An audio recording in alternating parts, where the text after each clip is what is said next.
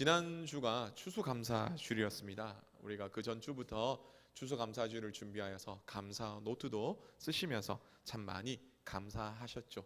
그리고 또 추수감사절을 보내고 난 다음에 한 주간을 보내면서 여러분 많이 감사하셨으리라 생각이 됩니다. 오늘도 그래서 한 번 더 감사에 대해서 함께 말씀을 생각해 보고자 합니다. 오늘 읽었던 본문의 내용을 다시 한번 정리해 보면 이렇습니다. 예수님께서 이 갈릴리에서 예루살렘으로 내려가시는 그런 길이었습니다. 짧은 거리로 직선으로 쭉 중앙으로 내려가시면 되는데 중간에 뭐가 있냐면 사마리아라는 곳이 있었습니다. 이 사마리아는요, 북이스라엘 수도로서 주전 722년 북이스라엘은 아수르의 침공을 받게 되어 망하게 되는데요. 이 침공한 아수르가 민족 혼합 정책을 펴게 됩니다. 이스라엘 사람 얼마를 저 위 아수르 사람 얼마를 이 밑에 이스라엘로 데리고 와서 함께 거주하면서 통혼하도록 같이 결혼하여 살도록 한 것이죠. 그렇게 통혼해서 이제 북이스라엘 사람들은 이스라엘이라는 하나님의 거룩한 성민으로서의 그런 정체성을 잃어버렸습니다. 그래서 남유다 사람들은 북이스라엘 사람들을 향해서 개나 혹은 돼지나 혹은 죄인이나 이방 사람들처럼 그렇게 대우했던 것이죠. 그래서 북이스라엘 사람들이 이렇게 혼혈된 사람들이 모여 살던 곳이 바로 사마리아 지역인데요. 그곳을 지나가기를 굉장히 꺼려하였던 것입니다. 그래서 갈릴리에서 이스라엘 예루살렘으로 내려오려면 그냥 내려오면 되는데 이곳을 지나서 이렇게 둘러서 오게 되었다라는 것이죠. 오늘 본문에서도 예수님은 유대인의 그런 관습에 따라서 외곽으로 쭉 둘러서 오고 계셨습니다. 그때 예수님에 대해서 소문을 들었던 10명의 나병 환자들이 멀리 서서 지나가시는 예수님을 향해서 소리 지릅니다.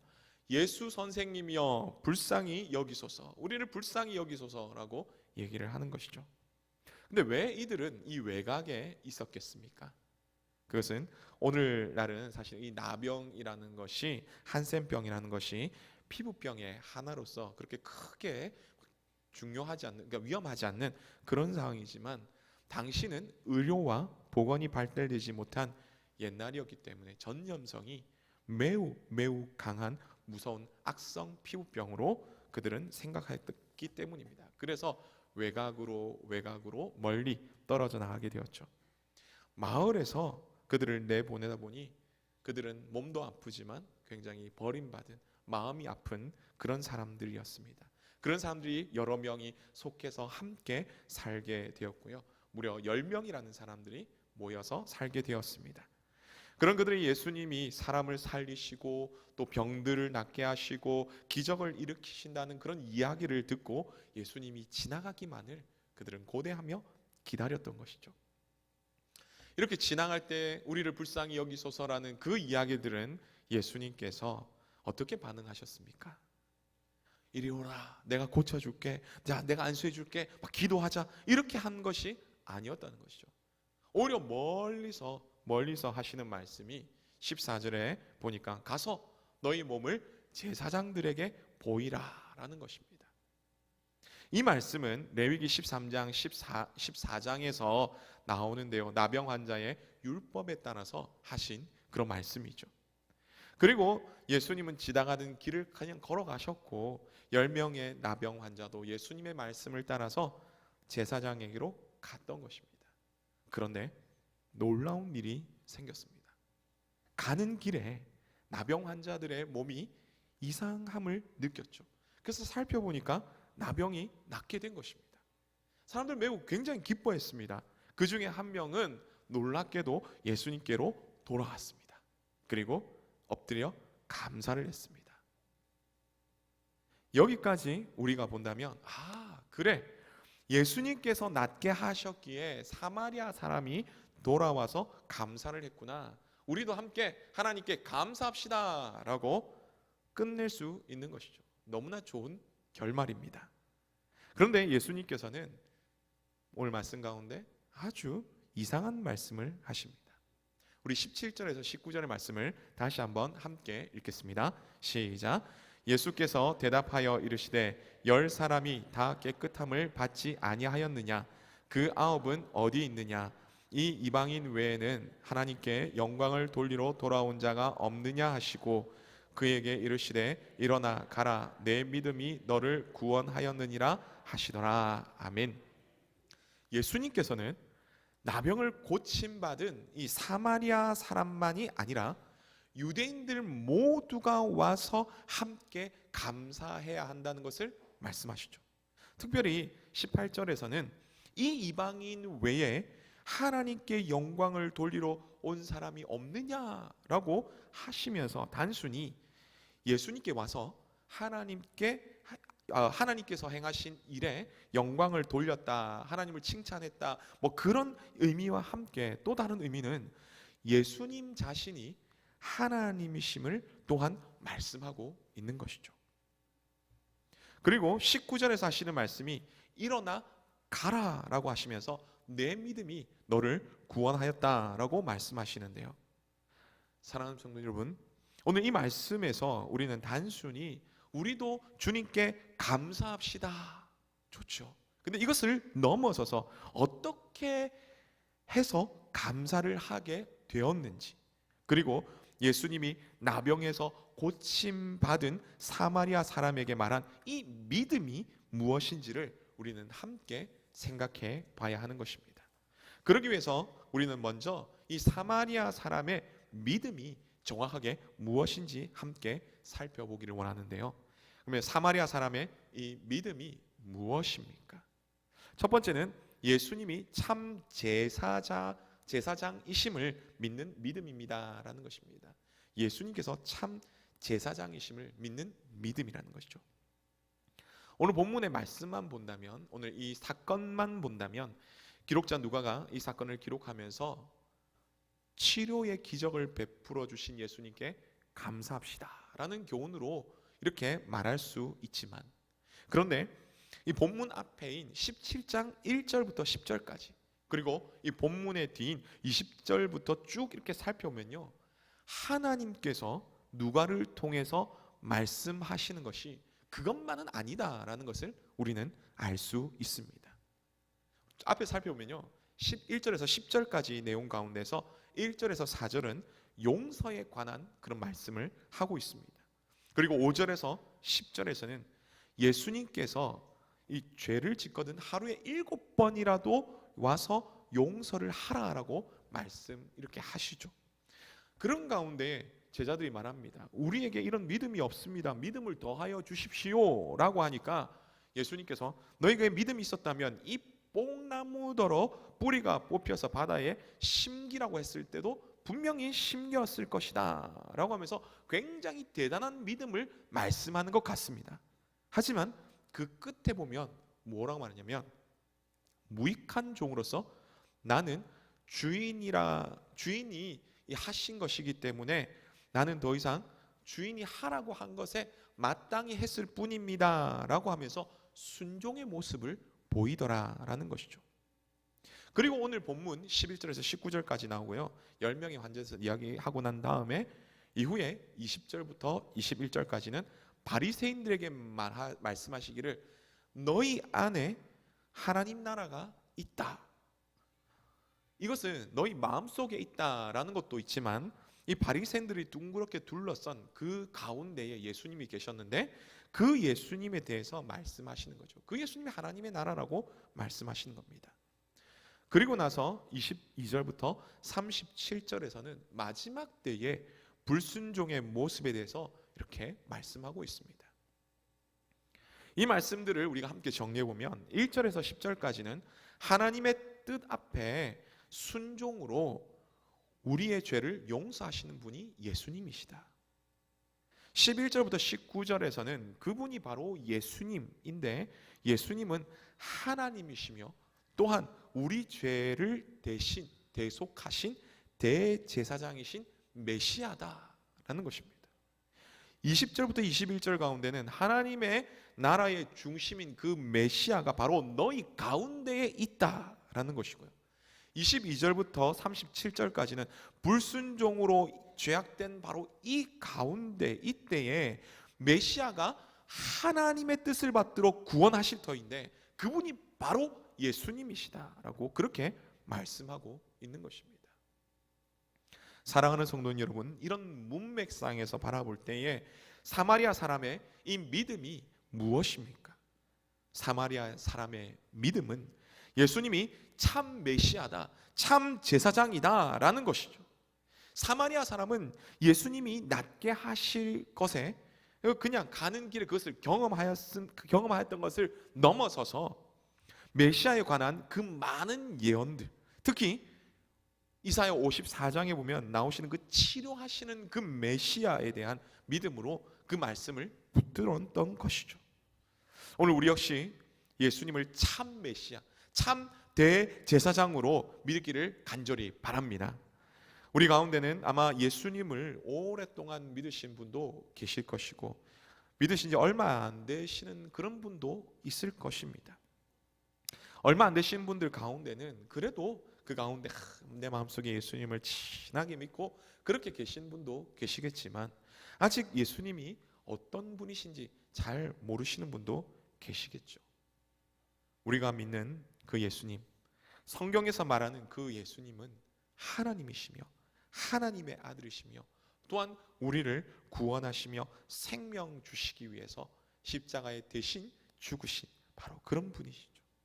하나님의 어린 양으로서 또한 대제사장으로서 단번에 죄에 대한 죄값을 죽음으로 하나님께 드리신 그 바로 그분이죠. 그 후에 죽음으로 끝난 것이 아니었습니다. 죄가 없으신 분이기 때문에 그분의 대속의 죽음이 이겼기 때문에 죽음이 예수님을 가두어둘지 못했고 예수님은 3일 만에 부활하셨던 것입니다. 그리고 승천하셔서 하나님 아버지의 우편에 앉아 계시면서 연약한 우리를 위해서 기도하고 계시는 분이죠. 예수님께서 승천하시면서 천사들을 통해서 말씀해 주셨던 것처럼 요한계시록에 나오는 것처럼 이제 그 예수님께서 만왕회와 만주의 주로 심판주로 다시 오신다라는 것입니다. 우리는 그 예수님을 믿으며 소망을 가지며 기다리며 살아가야 하는 것이죠. 오랫동안 신앙생활 하신 분들은 이런 내용이 너무 익숙하기 때문에 당연하지라고 생각하면서 쉽게 넘어갈 수도 있지만 다시 한 번 더 우리가 죄인이라는 것과 하나님과 원수되었던 우리를 하나님께서 용서하여 주시고 영원한 형벌에서 구원하여 주신 그 하나님의 은혜를 우리가 다시 한 번 더 되새겨 봐야 되는 것이죠. 그 하나님의 사랑을 느껴야 되는 것입니다. 예수님을 믿은 지 얼마 안 되시는 분들은 신혼의 그 열정적인 예수님의 사랑을 함께 경험하시기 바랍니다. 예수님을 오래 믿으신 분들은 잔잔한 사랑, 정으로서 말하지 않아도 알아요. 이거 아시죠? 그런 것처럼 여러분 말하지 않아도 다 눈빛만 봐도 아는 거죠. 그렇게 주님과 함께 눈빛 교환하시면서 주님의 그 따뜻한 사랑을 경험하시는 우리 모두 되시기를 간절히 바랍니다. 그래서 믿음으로 하나님의 그 구원의 사랑을 풍성히 누리시는 우리 모두 되시기를 간절히 바랍니다. 사마리아 사람의 믿음이 예수님을 대제사장으로 믿는 믿음이었다는 것을 우리가 살펴보았다면 이제 그 감사가 어떤 감사이겠습니까? 네, 단순히 치료해 주심의 그 감사를 넘어서서 구원에 대한 그런 감사라는 것이죠. 그래서 두 번째로 살펴볼 것은 참된 믿음으로 인한 참된 감사입니다 라는 것이죠. 참된 믿음으로 인한 참된 감사라는 것입니다. 사마리아 사람은 참된 믿음을 가졌기에 감사를 해야 될 대상이 누구인지 바로 알았다는 것이죠. 그래서 예수님께로 돌아오게 된 것입니다. 와서 어떤 감사를 했을까요? 성경은 명확하게 말하고 있지 않습니다. 그러나 우리가 추측할 수 있는 것은 예수님께서 그 감사를 들으시고 매우 만족하셨다라는 것입니다. 또한 사마리아 사람의 입에서 나오는 감사가 그냥 단순히 감사합니다라는 립 서비스가 아니라 믿음의 고백이었다라는 것이죠. 그래서 예수님께서는 기뻐하셨다는 것입니다. 여기 우리가 알 수 있는 것은 감사는 올바른 방향, 그리고 그 방향과 믿음의 고백이 있어야 한다는 것입니다. 오늘 우리의 감사를 한번 살펴보기를 원합니다. 오늘 우리는 누구를 향해서 감사하고 있습니까? 물론 우리는 하나님일 것입니다. 그러면 무엇에 대한 감사를 하고 있습니까? 다시 말해서 무엇에 대한 믿음의 고백을 하고 있습니까? 라는 것입니다. 우리의 감사를 살펴보면요, 좋은 일, 잘된 일, 성공한 일에 대해서 감사할 때가 참 많죠. 어려운 가운데서도 장사가 잘 되고요, 사업이 잘 되고, 직장이 잘 되고, 주식이 대박 나고, 그런 것에 우리는 감사합니다. 자녀들에 대해서도요, 자녀들이 건강하고 공부 잘해서 성적 잘 받고, 또 교우 관계도 애들끼리 서로 좋고, 학교 진학도 잘하고, 좋은 직장에 취업하고, 좋은 배우자를 만나고, 이런 것에 우리가 감사합니다. 부부는 어떻습니까? 부부 역시 안 싸우고 잘 지내고 서로 위로해줘서 감사합니다. 건강에도 아픈 가운데 회복시켜 주시면 또 감사하고요. 우리 이런 데서 감사를 많이 합니다. 그런데 우리가 한번 봐야 됩니다. 감사는요, 믿음의 고백입니다. 믿음의 고백입니다.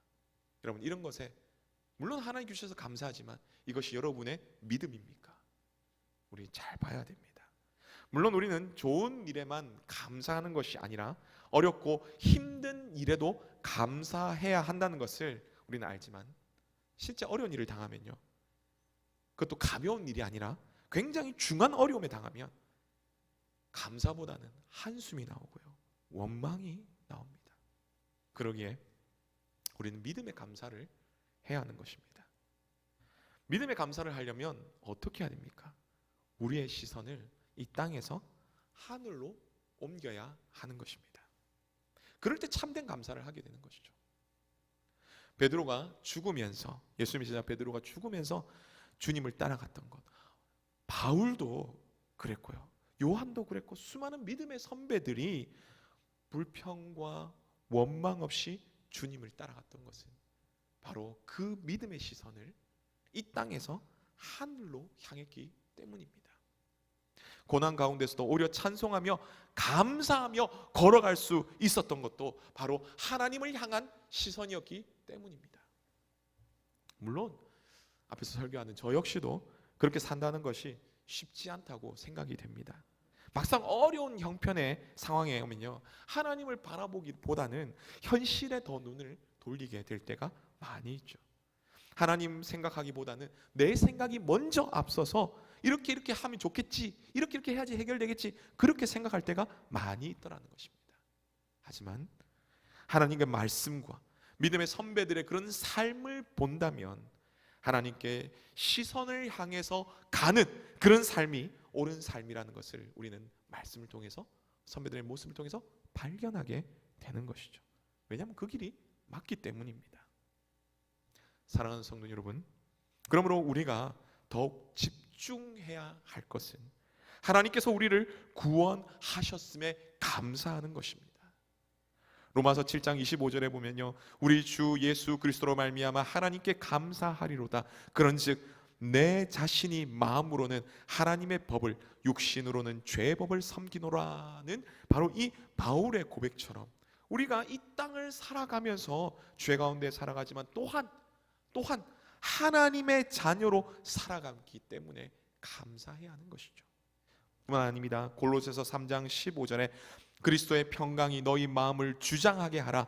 너희는 평강을 위하여 한 몸으로 부르심을 받았나니 너희는 또 감사하는 자가 되라. 말씀처럼 우리 속에 계신 성령님께서 우리 가운데 믿음을 주시고 믿음으로 말미암아 구원을 얻게 하여 주시며, 또 그 구원받은 그 우리 가운데에 하나님의 평강을 주셨기 때문에 힘든 순간 가운데서도 더욱더 감사가 넘쳐나야 하는 것입니다.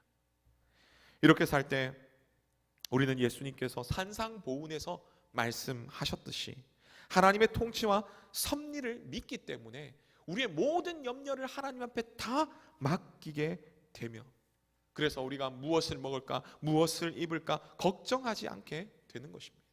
그렇게 될 때 무엇보다도 마태복음 6장 33절의 말씀처럼 그런즉 너희는 먼저 그의 나라와 그의 의를 구하라 그리하면 이 모든 것을 너에게 더하시리라는 하나님의 은혜를 누리게 되며 염려가 변하여 감사가 되게 되는 것입니다.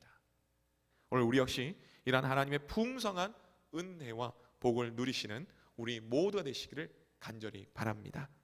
말씀했습니다. 나병에서 고침을 받은 사마리아 사람은요, 예수님이 참 제사장이심을, 예수님이 참 메시아이심을 믿음으로 고백하며 하나님께 감사하였습니다. 오늘 우리 가운데 이러한 믿음이 있기를 소망합니다.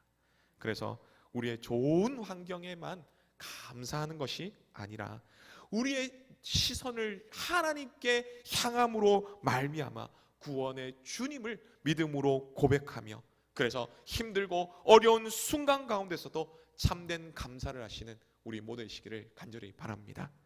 참된 믿음과 감사를 통해서 하나님의 마음을 기쁘시게 해드리는 우리 모두가 되시기를 주님의 이름으로 축복합니다.